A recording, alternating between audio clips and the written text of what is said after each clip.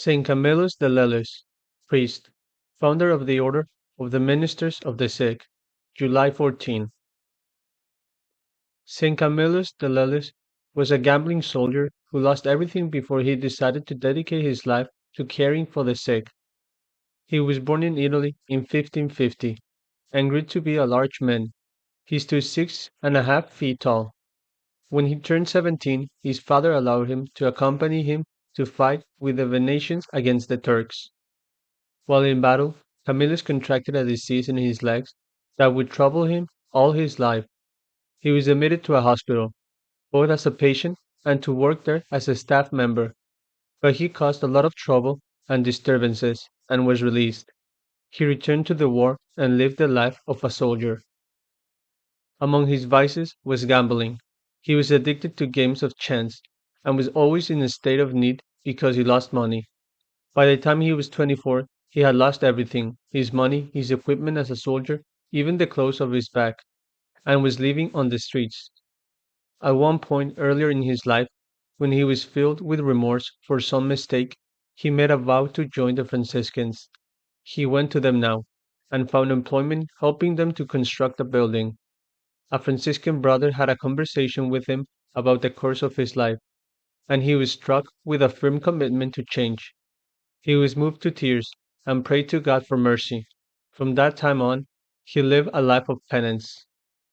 He tried to join the Franciscans, but they would not accept him because of his diseased leg. He returned to the hospital where he helped people before and dedicated himself to serving the sick. Over time, he was given responsibility for the whole hospital. At the time, hospitals were far from being top of the line facilities. There was little that medicine could offer the sick, and not many people wanted to be in contact with the people who were ill. Staff were difficult to find, and many times even criminals were hired to perform basic services. Camillus wanted to staff his hospital with people who could devote themselves to serving the sick out of love. He gathered several followers and made a fresh start by establishing his own hospital. These men cared for the sick in every way, making their beds, caring for wounds, helping them die a holy death. They began to focus on caring for those suffering from the plague, prisoners, and victims of war. A number of his followers died from diseases that they were treating in others. In order to serve the spiritual needs of patients, Camillus was ordained a priest. Throughout his life, he suffered from a number of physical problems himself.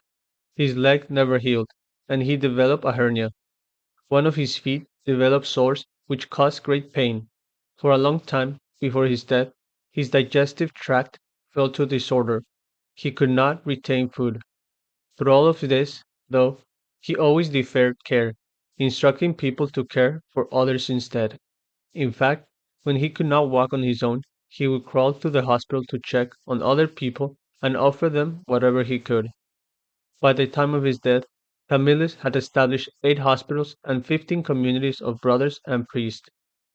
His holiness became known through his gifts of prophecy and healings. He died at the age of 64 and was named patron saint of the sick and of nurses.